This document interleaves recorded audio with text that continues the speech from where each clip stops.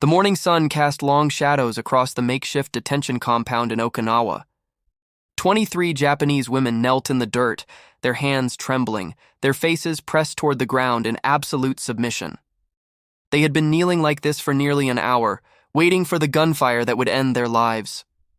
Several had already fainted from a combination of terror and heat exhaustion, their bodies crumpling sideways into the dust like discarded dolls. The others remained frozen, listening to the sound of American boots approaching, certain that each footstep brought them closer to execution.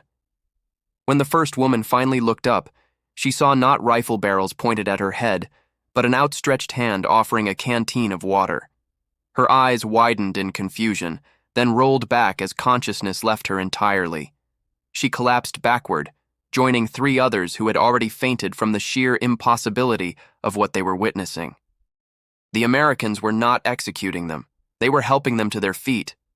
This moment, repeated across dozens of Pacific islands in the closing days of World War II, represents one of the most profound psychological reversals in modern military history. These women, who had been indoctrinated for years to believe that capture by Americans meant torture and death, instead discovered something that shattered the foundations of everything they had been taught. They discovered mercy where they expected cruelty, abundance where they expected starvation, and humanity where they had been promised only monsters. Their story is not simply about survival. It is about the complete dismantling of an ideology through the most powerful weapon of all, not bombs or bullets, but unexpected kindness. What happened to these women in American captivity would ripple through post-war Japan, carried home in whispered conversations and tearful testimonies, helping to reshape a nation's understanding of democracy, freedom, and human dignity. Part 2.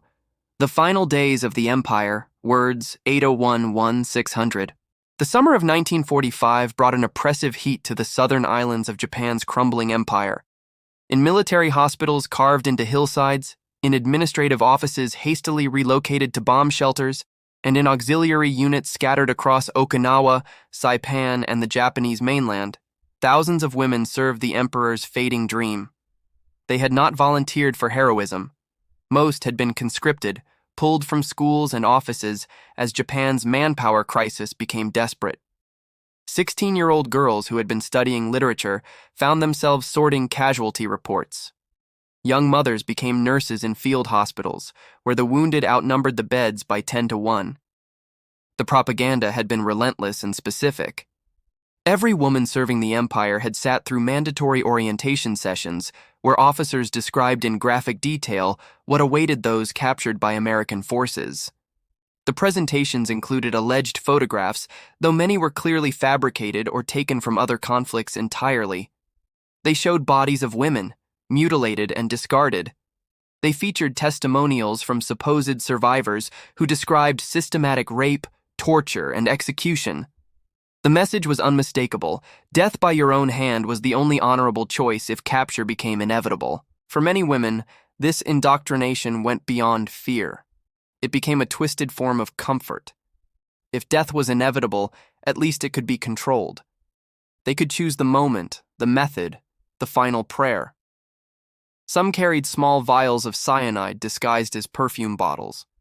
Others sharpened hairpins into makeshift daggers, testing them against their thumbs until blood welled up, proof that the weapons would function when needed. In the barracks at night, they practiced the motion, pressing the point against their throats, rehearsing the courage they would need. The officers reinforced this mindset constantly. Honor, they were told, resided not in survival, but in sacrifice. A woman who allowed herself to be captured alive brought shame not only upon herself, but upon her entire family line. Her ancestors would turn away in disgust. Her children, if she had any, would bear the stain of her cowardice forever. Better to die cleanly, quickly, in the service of the emperor's divine mission than to live with such dishonor. These words were repeated so often they became mantras, whispered in the darkness when doubt crept in. When the atomic bombs fell on Hiroshima and Nagasaki, the women heard the news through official channels that downplayed the devastation even as they prepared for surrender. The emperor's radio address on August 15th came as a shock so profound that many refused to believe it at first.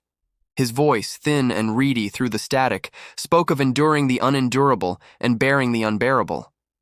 But what did that mean? Some officers interpreted it as a call to continue fighting. Others began burning documents and destroying records, erasing evidence of their roles in the war's atrocities. For the women, surrender meant one thing: the moment of truth had arrived. The scenarios they had rehearsed in their minds were about to become reality. American forces were coming, and with them would come the horrors they had been promised. In hospitals, nurses divided the remaining morphine among themselves, calculating dosages that would ensure a peaceful death. In administrative offices, clerks smashed bottles to create sharp edges, hiding the glass shards in their clothing. Prayer became constant, not for survival, but for the courage to end their lives before the Americans could defile them. The waiting was almost worse than combat would have been. Days passed after the surrender, and still no Americans appeared. Rumors spread wildly. Some said the Americans were delayed because they were too busy executing prisoners elsewhere. Others whispered that the delay was strategic, designed to let fear and hunger soften the captives before the final brutality began. Food supplies dwindled to nothing. Officers who had once commanded them now seemed confused and powerless, unable to provide even basic information about what would happen next.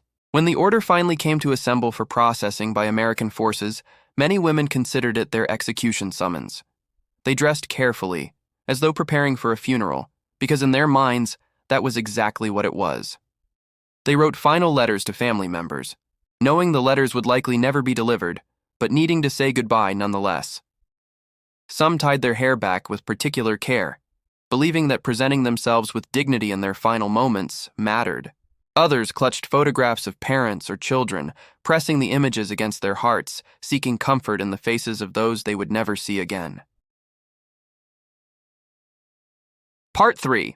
The Moment of Capture. Words 160-2600. The American convoy arrived mid-morning on a Tuesday, 3 weeks after the Emperor's surrender broadcast. The women had been moved to a temporary holding area, little more than a cleared field surrounded by damaged buildings. There were no proper facilities, no shelter from the sun. They had been kneeling since dawn, arranged in neat rows as if order could somehow protect them from what was coming. The sound of diesel engines reached them first, a deep rumbling that seemed to vibrate through the ground itself. Sachiko, a former schoolteacher turned military clerk, pressed her forehead harder against the dirt. At 24, she had lived through 5 years of war, but nothing had prepared her for this moment. Her hand found the broken bottle glass hidden in her sleeve. She had practiced the motion 100 times, one quick slash across the throat, preferably the carotid artery for speed. She would have perhaps 30 seconds of consciousness, enough time to whisper a prayer to her mother's spirit. Around her, she could hear other women weeping softly, some calling out to the Emperor, others simply breathing rapid, panicked gasps. The truck stopped perhaps 50 meters away. Doors slammed open and boots hit the ground. Sachiko closed her eyes and waited for the order to stand, to be lined up properly for execution. Instead, she heard something completely unexpected. Laughter. American voices, young and casual, discussing something about baseball scores and mail from home. The laughter was not cruel or mocking. It was ordinary, the sound of young men going about routine work. The cognitive dissonance was so severe that Sachiko felt dizzy, as though the ground beneath her had tilted. "All right, let's get them processed," a voice said in English. Sachiko understood some English from her school teacher days, enough to recognize that the tone was businesslike rather than hostile. "Make sure medical gets set up first. Some of these women look in bad shape." Footsteps approached her row. Sachiko's grip tightened on the glass shard. This was it. The moment had come. She would act quickly, deny them their victory. But then a hand touched her shoulder, gently, and a voice spoke in broken Japanese. "Stand up, please. You are safe now." Safe? The word made no sense. How could she be safe? Hands gripped her upper arms, not roughly, but firmly enough to lift her to her feet. She kept her eyes squeezed shut, expecting at any moment to feel the barrel of a rifle against her temple. Instead, someone pressed a metal canteen into her hands. Water. Drink. The command was simple, almost kind. Sachiko's hands shook so violently that water sloshed out over her fingers. The coolness of it, the unexpected gift of it, short-circuited something in her mind. To her left, another woman began screaming, not in pain, but in pure psychological breakdown. She had been so certain of execution that survival felt impossible, unreal, like a hallucination.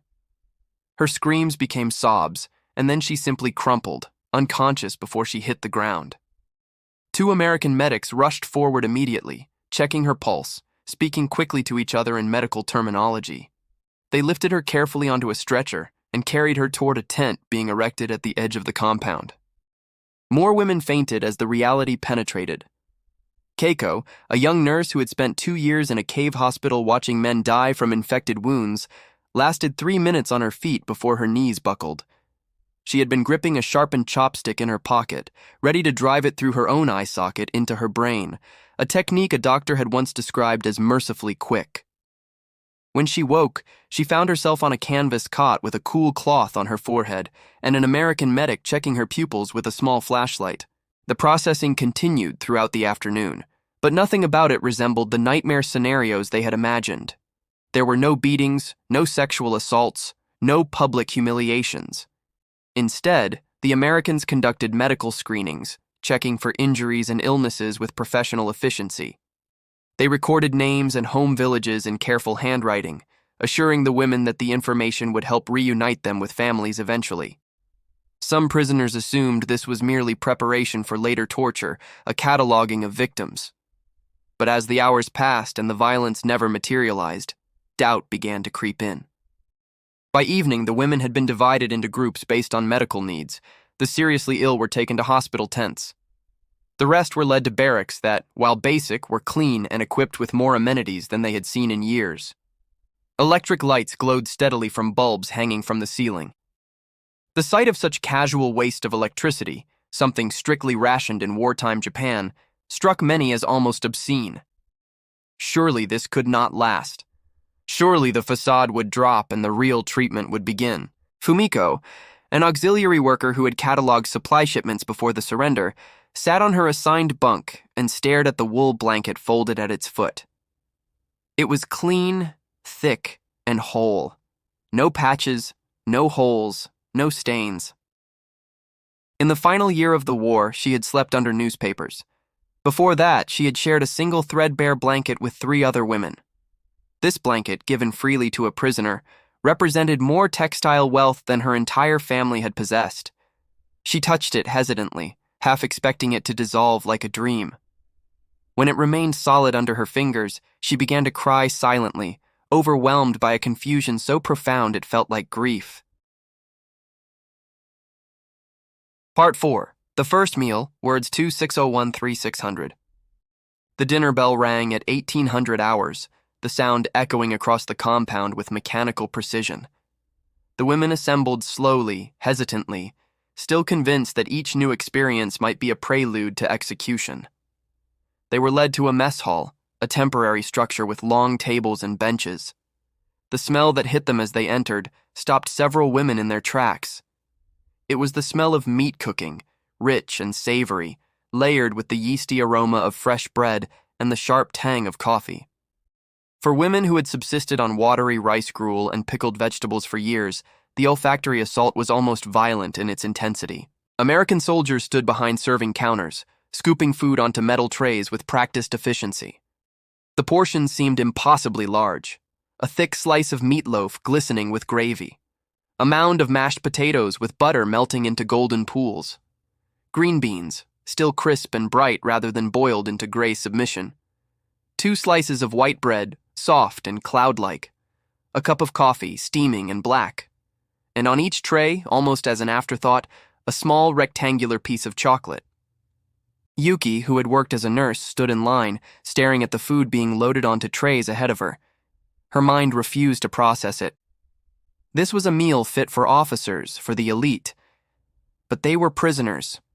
Enemy combatants. Women who had served a nation that had attacked America without warning. Why would they be fed like this? The only logical explanation was poison. Yes, that made sense. Feed them well once, then poison them. A bitter mercy, perhaps, better than starvation or brutality. She would eat it anyway. Better to die with a full stomach than an empty one. When her turn came, a young American soldier, barely 20 years old with red hair and freckles, plopped food onto her tray with a cheerful, "Enjoy your meal, ma'am." The word ma'am stunned her almost as much as the food had. No Japanese officer had ever addressed her with such courtesy. She was a woman and a subordinate. Respect was not something extended to her. Yet this enemy soldier, this supposed demon, had spoken to her as though she were a person of worth. The women sat at the long tables, trays before them, nobody eating. They watched each other, waiting for someone to be brave enough to go first. Finally, an older woman, perhaps 40, picked up her fork with trembling hands. She had been a widow when conscripted, and her children had been evacuated to the countryside. She had nothing left to lose. She cut a small piece of meatloaf, raised it to her mouth, chewed slowly, and swallowed. Then she waited, counting silently in her head. 10 seconds, 20, 30. No burning in her throat, no sudden pain. She took another bite, larger this time. That broke the dam. Forks clattered against plates as women began eating, slowly at first, then with increasing desperation. Many wept as they ate, tears streaming down their faces and dripping onto their trays. Some ate so quickly they made themselves sick, their shrunken stomachs rebelling against the sudden richness. Others ate methodically, chewing each bite carefully, as though trying to memorize the sensation of real food after years of deprivation. Michiko, a records clerk from Tokyo, bit into her bread, and the texture alone made her sob. It was soft, pillowy, nothing like the dense, dark ration bread she remembered from the war's early years, or the sawdust-mixed substitute of the later years. This bread tasted faintly sweet, made with real wheat and real yeast. She pressed the rest of the slice against her face, breathing in the smell before devouring it in 3 bites. The chocolate at the end of her tray sat untouched for several minutes. She had not tasted chocolate since childhood, and even then, only once, at a festival. When she finally bit into it, the sweetness exploded across her tongue with such intensity that she gasped aloud. Around the mess hall, similar reactions played out. Women discovering coffee for the first time in years, the bitter richness a shock after endless weak tea. Women scraping plates clean and then staring in disbelief at the serving line where more food remained. Women looking at each other with expressions that mixed joy, confusion, and a dawning, terrible realization. If the Americans could feed prisoners this well, what did that say about everything they had been told? One woman, a former auxiliary named Haruko, stood abruptly and walked to where an American guard stood watching. She bowed deeply, formally, and said in halting English, "Why you feed us good? We are enemy." The guard looked confused, then shrugged and replied, "It's just regular chow, ma'am. Nothing special." The answer confused her more than anything else could have. Regular? This abundance was regular? The guard's casual dismissal of what seemed like a feast suggested resources so vast that this meal was beneath notice. The implications were staggering. As the women filed out of the mess hall that night, their bellies full for the first time in years, the whispered conversations began in earnest. Some still insisted it was temporary, that starvation would resume tomorrow. Others argued that perhaps the propaganda had exaggerated American cruelty. A few, the boldest, dared to suggest that maybe, just maybe, they had been lied to about more than just American cruelty.